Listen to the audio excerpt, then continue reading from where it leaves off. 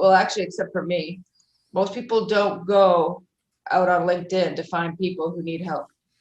I do, because I'm a career coach. Hiring managers don't. I personally try to listen to the conversations and hear the questions so that I can present answers. And I'd love to have you guys do that as well. The reason this is all coming up, it's just the chapter of the book I just wrote yesterday was the big LinkedIn chapter, and it is the biggest.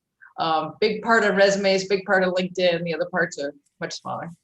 But the whole thing on LinkedIn is, remember, it's like 3 parts to make it work for you.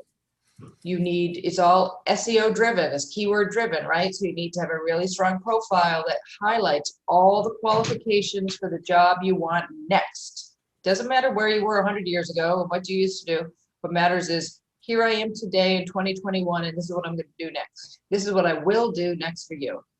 But then you also need to have a wide and deep network, and that network is actually people that you engage with. And then your activity.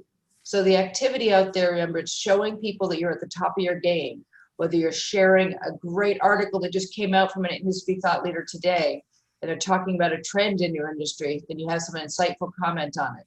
And then you can say, wow, when I this article is important to me, and I'd love to learn as much as I can about it because in my role is such and such. So you're just putting 1 or 2 sentences in there about you, one sentence really. It's like, because I need to stay up at the top of my game to see what's coming next. And then that's the kind of thing that just say, I'd love to chat with this, but anybody else, what are your ideas on this new 3D printing? I know that's been up forever. That's something I'm very excited about. I think Paul could teach me all about that. We talked a long time ago about that. But when you make something interesting so that you are promoting yourself, like Paul, you said, it's tough, and it is tough for us to, so when you're subtly working it into the conversation and you're letting people know why you're sharing this article, what you think about it, and the why is a lot about how it ties back to you, then you're giving yourself a little plug for yourself in a more subtle way, So you really do want to share articles that show that you're good at your job, you're excited about your job, you're staying up on top of all the newest things so that you can add more value to the company. So you also can share articles about trends in manufacturing. Just say it's not particularly your field, but it's just like, wow, I wonder what, this is exciting, how this new trend and how they're applying AI to all these manufacturing processes, how it's really going to change my job as a marketing manager, So again, you're getting your little bit in there. And use hashtags. The algorithm keeps changing. Right now, the ideal number is 3 hashtags, which you put at the very bottom of your post. Don't pop it in the middle of your sentence because it just makes it garbage and makes it look too salesy. So I usually add a couple empty spaces and then the hashtags. Right now, the first 2 hashtags you include are going to be incorporated into the URL of that post. So supposedly, when people search, your post will come up higher because those first 2 hashtags will be incorporated into it as the identifier. The algorithm keeps changing. I just was at an algorithm workshop the other day, and that's the latest thing they're saying. So use 2 hashtags, the 2 most important ones in first. But that's the kind of thing also, so that when people are searching, like, God, I really need a business development manager in manufacturing. And a lot of times they're not just saying manufacturing though, right? That's kind of broad. How about your specialty? I want someone in consumer packaged goods. Oh God, I want somebody in the packaging, but it all depends on what area you are. If your specialty, Doug, is just think in terms of business development, what is your specialty? What is it that are you helping them expand to new demographics? Are you helping them deepen each account so that rather than going after new clients, you're digging into the current ones? And like Andy, you've done it all. You've had your own company, right? Well, you need to pick out where you're the most marketable. So there's, those good old little Venn diagrams where the circles interact. What you like to do, actually, there's a lot of it's really only two.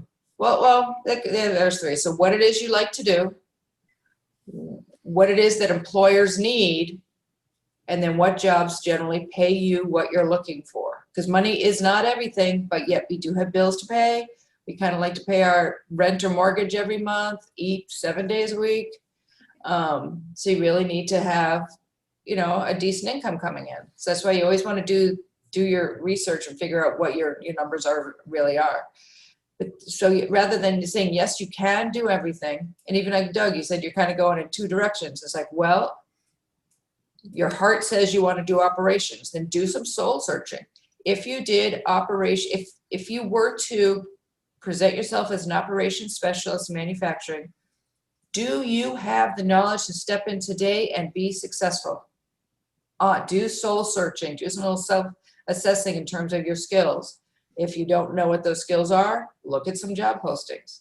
So the second question is, yes, they say, yes, I know for a fact that I have those skills. And Paul, this is a question you ask yourself too, in terms of these are the skills that your best skills, most marketable skills that you can transfer to another industry, right? So yes, I know, I'm confident that I have these skills. The next question is, does your resume show that you have those skills? Because it doesn't matter what's in your brain if no one gets to hear it or see it, right? So then say, yes, so now you worked hard on your resume, and your resume does show that you have the skills to be fantastic in this area. Then next question, does your LinkedIn profile show that you have? Because the employers need to see what it is you have to offer. And remember, one thing that's changed a whole lot over the last few years, instead of an employer just putting a posting out there and waiting for someone to apply for the job, they are proactively seeking the top qualified candidates, most qualified candidates in their fields so that they can get the best people in their jobs. So that's why you need to show people that you are pretty damn good. Okay, we're not going to be saying you're the best out there because no one listens. No matter where you stand politically, I think I'm not a Trump fan, but even Trump fans got tired of hearing everything was the best and the greatest and everything, because whenever anybody uses so many superlatives, you stop listening, because it really can only be one best. Like, you can't have 7 best friends. You can have 7 really good friends, but one would be best, right? So superlatives stopped meaning anything because they were coming into, they've just been in the everyday jargon for the last 5-6 years, you know? So a lot of times you always have to take into account what language is being used, what language is being overused. Okay, speaking of overused, and then I know it's somebody else's turn. I've been looking at a lot of profiles lately, and some of them made me want to throw up. Sorry, that's not a very professional way to say it. Anyone who has detail-oriented, results-oriented, take it out of your profile. Concept's good. The word is so outdated, it makes you look lazy. It's like, what, you couldn't think of anything better? So if a strong eye for detail is very important in your job, then you come on out and you say that. You don't just say, I'm a creative, detail-oriented team player who could think outside the box. Well, that sounded pretty damn boring, didn't it? And you guys just probably tuned me out. Most people will. So you really want to make it interesting. You want to use the current words. When you're noticing just every day, not even just in resumes or LinkedIn, even like when you're reading, you hear a great phrase, like, ooh, like I do that all the time. I'm a wordsmith, but I don't have to create all those words myself. I'm like a sponge. When I'm doing my reading, when I do a lot, I see what are the phrases that the recruiters are using, and the industry trade publications, when they're talking about the changes in the industry, what are they talking about? What are the important themes? And then I say, okay, those are the words that I'm going to use to sell my clients in that way.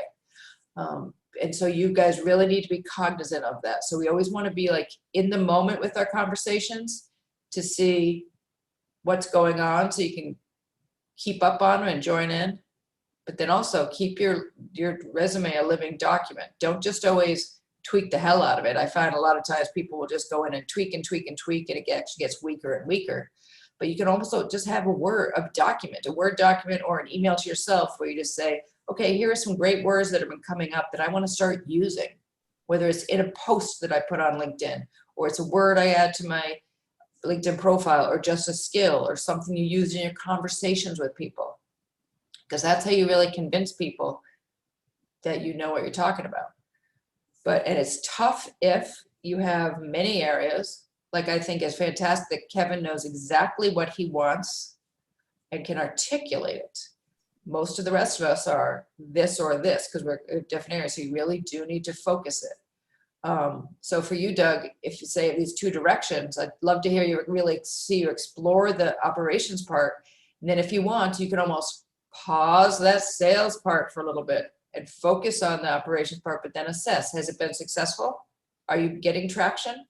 If not, then you have to say, okay, we need to like maybe rethink this. You know, same with Andy, you need to figure out who is it that really needs your brain power, because you can help them in many ways, right? What is the business challenge today in 2021? Well, it's almost everybody is finding new ways to do business to keep themselves agile, keep themselves resilient, because we all learn the world can change in an instant, right? And they're trying to find new ways to do business. So that's the whole thing is, you guys, doesn't matter if you've been really good at your job the last 20 years. Those days are gone. The way of doing business that way is gone. You need to be really good at, and I sorry say guys, because Amy, I can't see your face, but Amy and Katie as well. You need to show them you have what it takes to face today's and tomorrow's business challenges. So you know what I mean? Just a thought to chime in, if I may, from a marketing perspective. With both Doug and Andy, where you have those other areas of interest and experience that seem like it's separate from the main focus, maybe a way to introduce that is to talk about, in this most recent role, you've had the opportunity to do some business development. You enjoyed that, but at the end of the day, your heart lies in managing operations. However, what that business development experience allowed you to do is develop a deeper appreciation for the customer perspective and the pressures that the business development folks face, so that you can work with them collaboratively to make sure that the operations are responsive to the customer needs. Now that turns you into a different kind of operations manager, somebody who's not only good at managing the operations, but has that richer perspective and is going to do something that's better for the business. And the same, Andy, you can flip it around the other way and say, I really, my passion is business development, but by owning my own businesses, I really developed this rich appreciation for all the other functions behind the scenes that go to, you can see how they all are interconnected. And yeah. And now you spin that as to why it makes you a better business development professional, because you have that broader perspective. So, it's marketing really it's figuring out how do you add to your value proposition and not necessarily take the focus off of the main thing, because it confuses people if you basically say, I don't know which path I want, because then they don't know how to help you. And then they wonder whether you're truly committed to the job that they're interviewing you for. But if you show that you do have this other area of interest and it's made you better at the primary thing, might be a way to play it. That is perfect. Now, a couple things to be careful of is, well, actually say the word passion is kind of very outdated as well. Yes, the concept's very important, but what I find convincing is when someone just says, I'm an operations guy. I have worked in many different professions, but this is where my expertise lies. Opposed to passion is very important, because they want someone who's very committed and driven and passionate. So when you try to think, what does passionate for your work mean? Okay, because the word passion is kind of old. So even if, yes, that comes out in the conversation, you don't want the word passion in your resume. I don't think. I couldn't put it in there. But it's like, what does that mean? You dig deeper. It's like, well, when you're passionate, you are totally committed and you know it inside and out, and you're going to do anything to make it successful. And you continually look for opportunities to learn more and dig deeper and expand your knowledge. See, so that's a lot of times you take it, okay, what does this mean? The passion or whatever, or the fact that you have 20 years of experience, because remember, we don't want to start off that way. Yes, that 20 years of experience is what makes you great, but if you start telling people you have 20 years of experience, they're going to start doing the math and see how old you are, and it takes away from it. It doesn't help you, because it takes away from the awesome skills and value that you really deliver. So you try to think, okay, because I have 28 years of experience in this, I've been there, done that, made the mistakes, I've learned what works, learned what doesn't. So that's the kind of stuff that you play up, you just wouldn't focus on the age part, you focus on the benefits of that. But one other thing, Doug, is which people used to do, and I used to do, is, so when Kevin was just saying, you have, you're an operations guy with the sales expertise. You can let people know that that's your niche, that's your specialty, but you always want to be careful of pigeonholing yourself. So the way that Kevin put it was much better in terms of, it gave you a deeper appreciation for these things. If there truly is a market for that niche, that's when you can niche yourself. Whenever you do the research, and if there truly is a need for someone with this specific specialty. But if that's not the case, then you want to make sure you're not pigeonholing yourself in that one area. Thank you, Trish. Awesome info. Johanna, did you want to introduce yourself at all? I know you came in a couple minutes ago.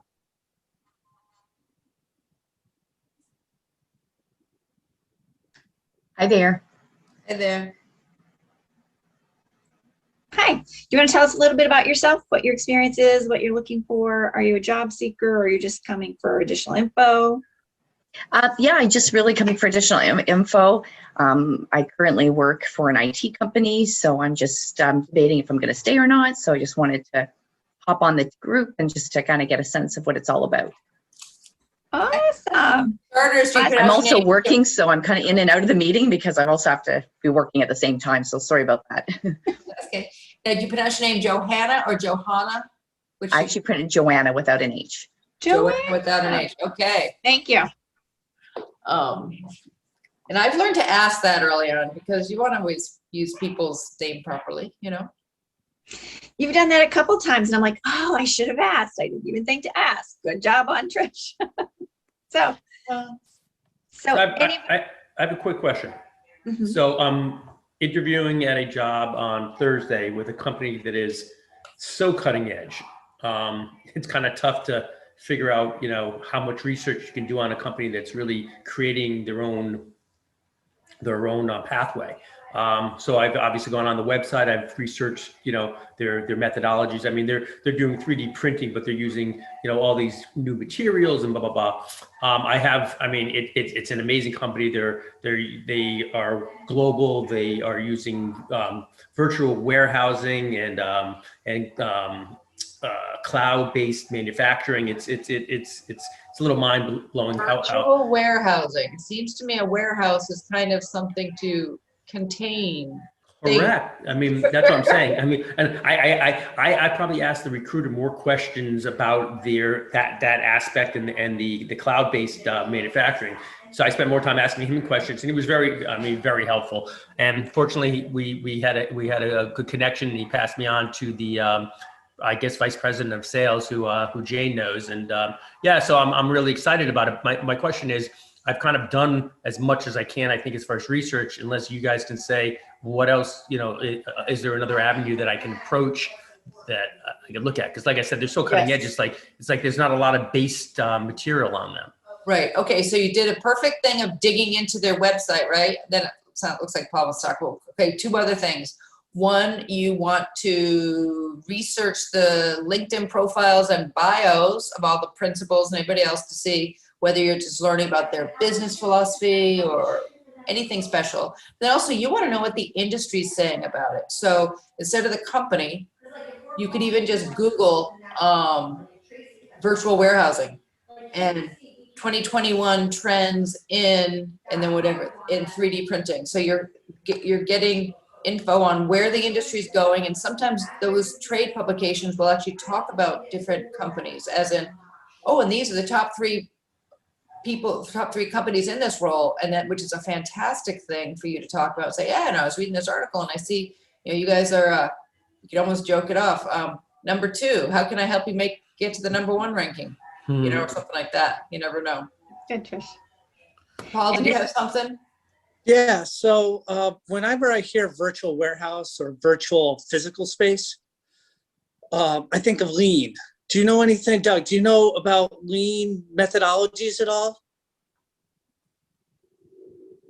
Yeah, quite familiar. Yeah, so the last company I was at was very into the whole lean manufacturing base. So I have some pretty good background on that. I mean, I'm not like, you know, the Sigma 6 black belt type scenario, but I have a good background. Yeah. All right. That's just what I thought of right off the Yeah. top of my head. And I did research the principals. I mean, these guys are rainmakers. I mean, every single one of them is, you know, an MIT grad or Northwestern Kellogg School. You know, the top 5 guys they all knew each other in previous lives and have developed this company. The recruiter was the 40th employee, and in a year and a half, they're up to 240 people. So they're growing. So exciting. Yeah. And that's Nora, right? You're meeting with Nora? Now, and is this a startup? Oh, okay. Well, I mean, I don't know what defines a startup. I mean, they're 2.5 years old and they're at 200 and almost 300 people. So they could still be a startup. Okay. And you've looked into Nora quite a bit, and she does that women in 3D printing. She does everything. Yeah. Just have a rounded. Very impressive person. Good. To me, when I'm curious about a company's startup status, it's, have they secured funding? Because I worked at a startup, and once our initial funding ran out, we didn't get paid.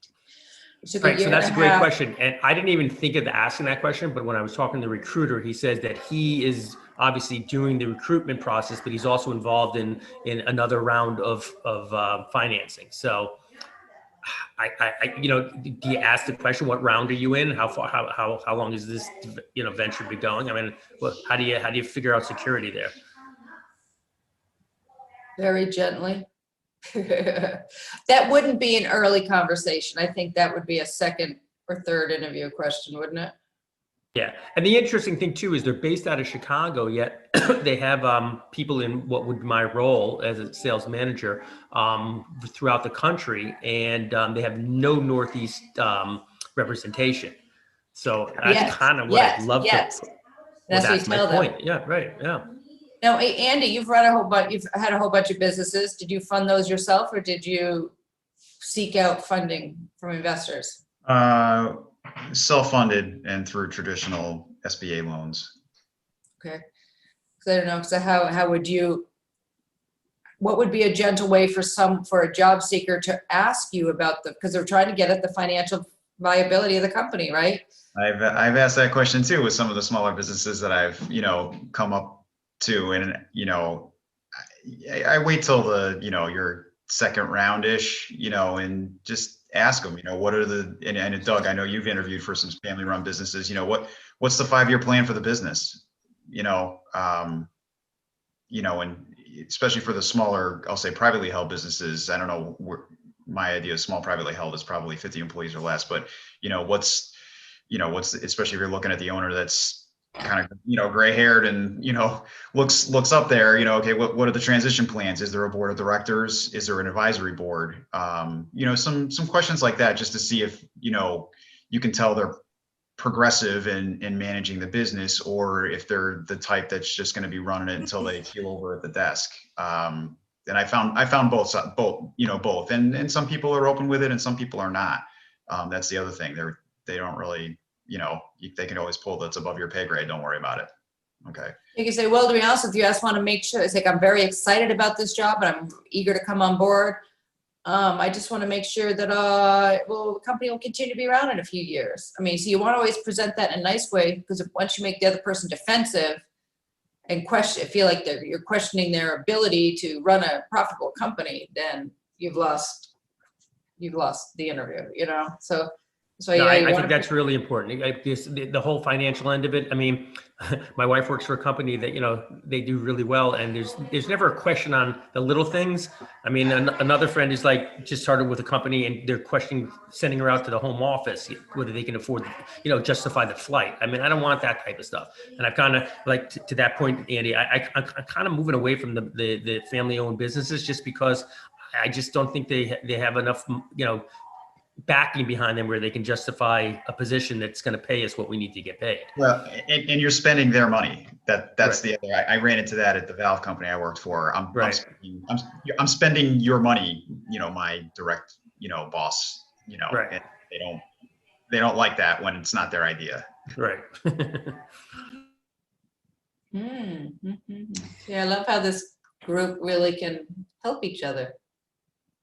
You know? So my question for you all, and I don't want to take more than a couple minutes, but I'm doing this presentation and I know the things that job seekers don't like. They don't like being ghosted. They don't like going to 4 interviews and then not hearing a yes or a no. They don't like for it to take 2 weeks for step number 15 to happen. Anything else you can, and they don't like interviews being rescheduled and rescheduled and rescheduled, right? So anything else? But really thorough, accurate job descriptions. Okay, great. For the job descriptions, they need to know, you know, the hard skills and qualifications that will enable a person to be in the job, but then also a lot of those soft skills or the work style. Is this a role where the person's going to be working very independently, or, you know, because so in which case you'd need a more self-directed person, or is just someone with a lot of there's a role have a whole lot of collaboration, because there's some people who actually rather work on their own rather than being part of a group. So just so that they can get the right body in the chair. So almost the hiring manager asks themselves, you know, what would your ideal candidate really look like? Who would they be? What would they act like? How would, in terms of everything, decision-making style, their leadership style, collaboration, communication, you know? Thank you. Okay. I think, you know, one of the things I've seen, some of these companies just aren't authentic in the process about what they say on their websites about who they are and their mission and vision and values. And you say, wow, that sounds like a great company.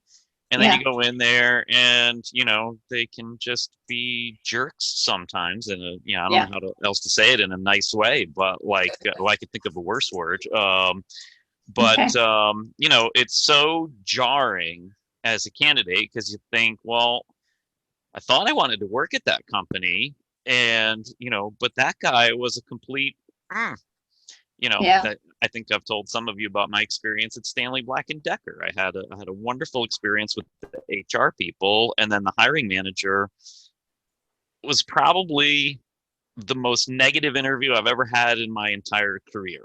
The guy was just a jerk from the minute he showed up on the screen. And I thought within about 5 minutes of the thing, I actually wanted to end the interview, because it's like, I could never work for this guy. You know, but I pushed through it. But I wonder if you could almost ask, is there anything I can do to make this interview easier for you? Yeah, nothing to lose, right? Are you having issues today? Yeah, well, I mean, I learned today a bad day. I learned the backstory later, that, you know, he basically wanted to hire someone who used to work for him at Honeywell. And the fact that he had to interview me because HR made him was an inconvenience to him, and he wanted to make sure that I knew that. What is he by? Yeah, he would, and, you know, and again, not for nothing, but, you know, in my prior job, I was at a job that was pretty equivalent to his, and then, you know, he walks in there with this attitude and this ego, and it's like, dude, you know, 2 months ago, we could have been at a conference together, you know, talking as peers. You know, why are you treating me like I'm in kindergarten.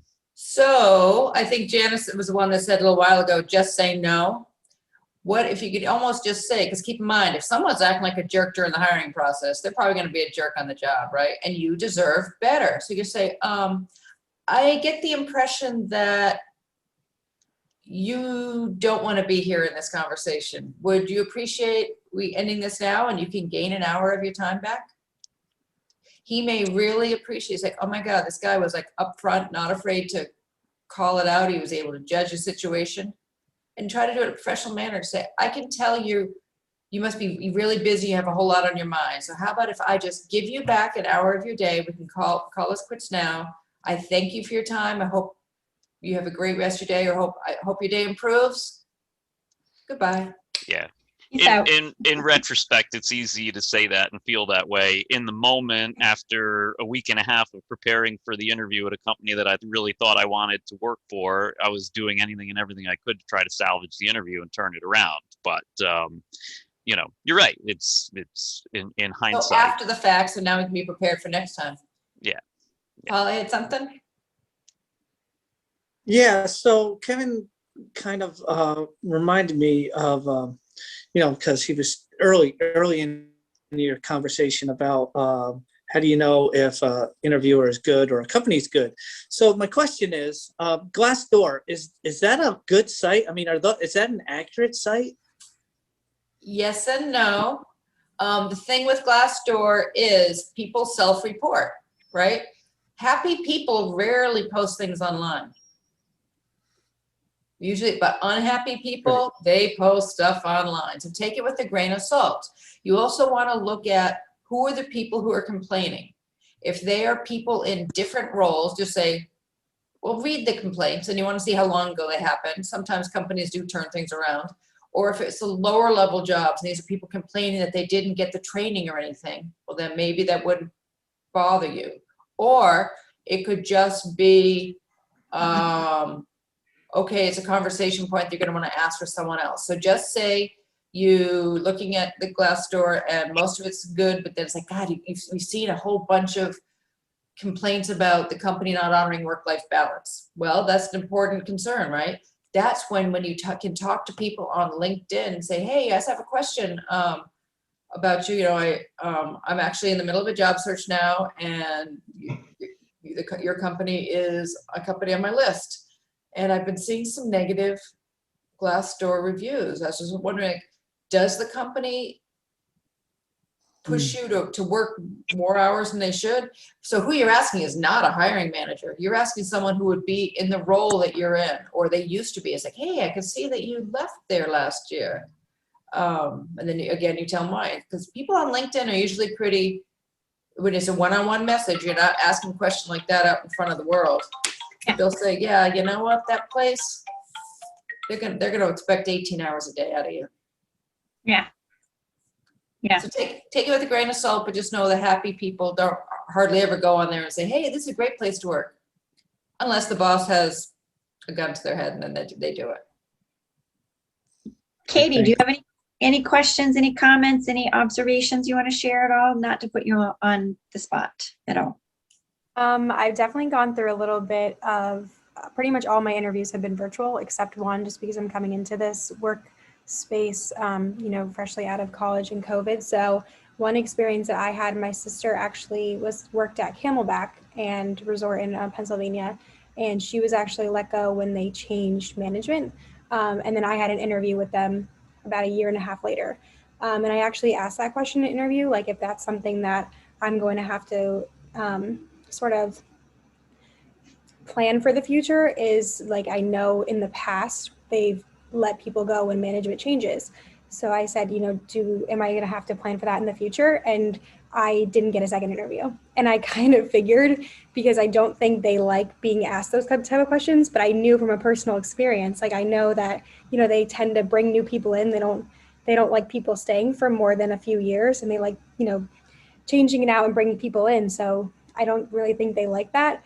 But for me, because I knew it, I was going to ask. And I asked, you know, in the most respectful way I could. But I definitely can relate to that experience of knowing how the organization is from a personal side and pretty much calling them out in an interview. So yeah, that's pretty much one experience that I had that I can definitely relate to. And that's a good one. So you do need to get the important information to make your decision, right? And you always want to make sure that you are making your long-term decisions based, you're not making them on short-term information. So you don't want to just get a little bit of info and you just be focusing on day one, that sort of thing. Oh, I know we're getting late, but you used your knowledge, Katie, to get more information, to protect yourself, to make sure this job is good enough for you. Remember, an interview is a two-way street. It's not you just, and most of us go into it saying, oh my God, I'll say whatever I have to get this job because I have bills to pay and I've been out of work for a while, you know? And that's our reality, but we have to change our mindset. You're going in to see if this would be a good fit. It's almost like a first date. You both need to like each other, right? And so you're showing your best stuff. And when you're asking a question, something you want an answer to, just like you did, Katie, you ask it the most respectful way you can. That shows that you're a professional. But just know if since your hiring process did not go any further for you, that's a good thing. Because otherwise you may have been stuck in a job that's no good for you. And especially people, a lot of times, women especially, we stay in jobs too long because we're trying to be loyal. Well, you have to be loyal to yourself first, you know. Men seem a little bit better about that than women. we have to work on that, you know. And I know we're over by a couple minutes. Jana, do you have anything you wanted to add? I don't feel like we heard much from you today. Well, and thank you so much. But I just wanted to say, you know, that's Jane was, or Trish was paving this way for me to speak for a moment about the interview process. Again, it's a two-way street. You can all of a sudden have that moment where angels are singing that, yes, this is my job, it's going well. You can also be sitting on the other side of that interview desk realizing this is not the place for me. And the way to end that conversation and interview is one of the strongest is just to piggyback on that word no that we talked about at the very beginning, the strength of that word no. When they ask you at the very end of the interview, do you have any questions for us? You can say no. And it's done. It's over. That's your little indication that, oh, this is not my job. And you guys can part ways. No is that strong of a word. And it can be used at the very end to give them an idea that this is not what you're going to be pursuing. And it's professional. It's a good way to end it. And it's okay. As Trish said, not every job is for you, nor should it be. It is, like she said, a date.